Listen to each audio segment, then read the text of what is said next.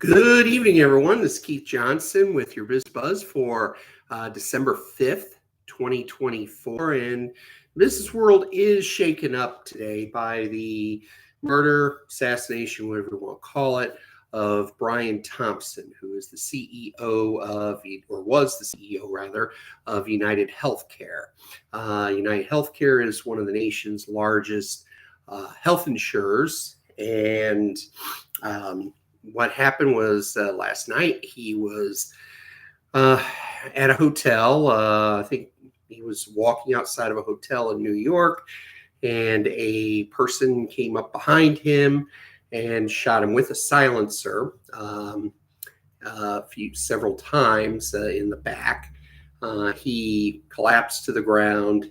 The assassin got on a bike and rode off, rather. So yeah, it's very sad, but there's a couple schools of thought here with it. I mean, it is sad when someone kills somebody else, but given the nature of it, it was a targeted hit. So at some point, Mr. Thompson knew something or did something that triggered the assassin. According to early reports, it looks like some of the casing shells had words on them regarding the, from a book that relates to health insurance taking advantage of people. And I certainly agree with that. I mean, I'm not condoning killing by any means or any way, shape, or form, but I can at least understand some of the social media backlash from this. There's quite a bit of social media activity that says, that actually condone the violence. I'm not going that far, obviously, but the reason why they did was because United Healthcare was, they're not doing their due job. They're trying to make a profit, which you're supposed to, but not at the expense of the people that you're serving. For instance, there was an insurer who earlier this year was going to stop paying for anesthesia once a certain time limit was hit. Now, I'll be honest, I've got to go through anesthesia next week. I'm going to get a shoulder fixed. I tore it last year playing the senior games here in Jacksonville, and didn't hurt.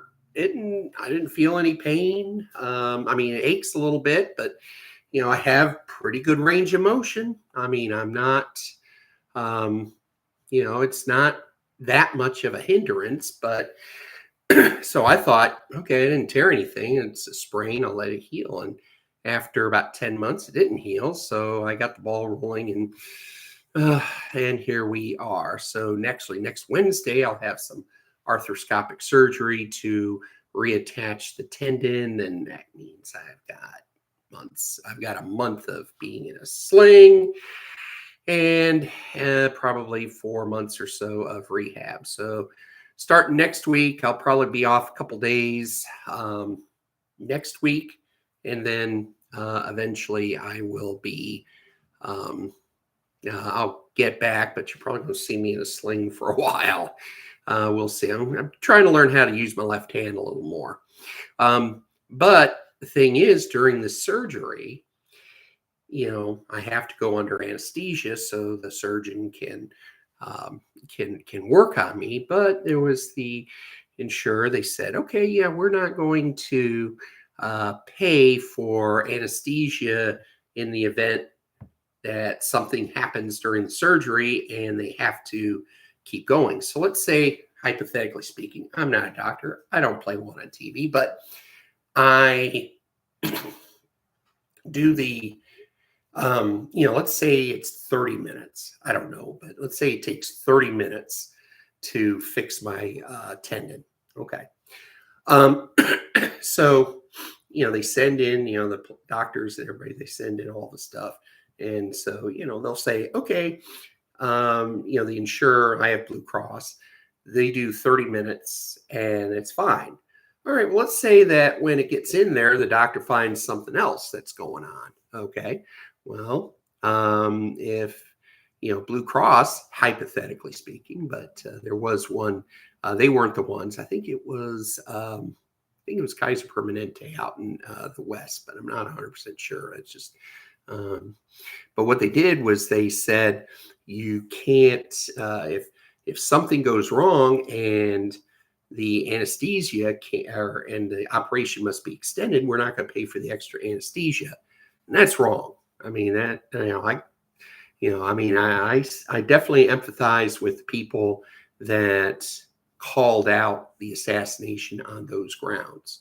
Again, I'm not condoning the killing, but I can see why it upset a lot of people. I mean, health insurers are there, to do the service, not try to duck out of service. I mean, you have to do a reasonable claim, reasonable, make sure that nobody's filing false claims and everything. But, when people are paying you premiums, you have to be there when they need it. And as we're finding out, and big insurance, big pharma, all those industries, they've been under fire for the last several years. And so, we have to, I think people are starting to push back a little bit on it, hopefully not violently, but I can certainly see both sides of the equation on this one. So, so my view is,